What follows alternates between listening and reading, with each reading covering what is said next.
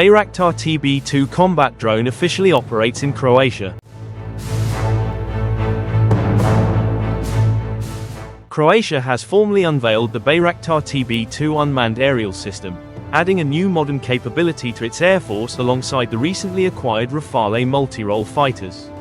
On September 2nd, at the Colonel Marko Zivkovic barracks at Pleso, the Croatian Air Force presented the new Bayraktar TB2 systems during a ceremony attended by senior military and government leaders. 6 combat drones are now assigned to the 125th Combat Reconnaissance Squadron, with Croatian crews trained in Turkey operating the aircraft. General Tihomir Kundid, Chief of the General Staff of the Croatian Armed Forces, emphasized the broader importance of unmanned aircraft.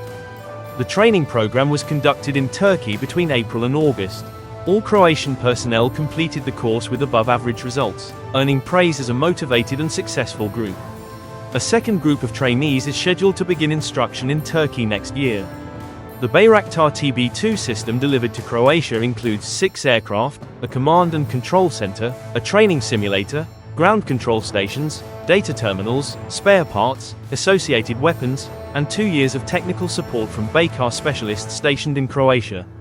The package also covers 2 years of warranty and ongoing training support.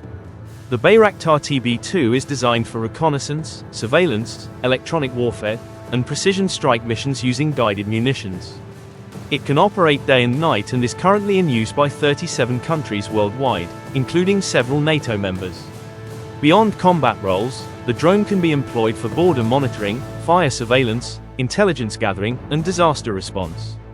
Croatian officials noted that other ministries, including Interior, Agriculture, and Construction, may employ the drones for civilian tasks.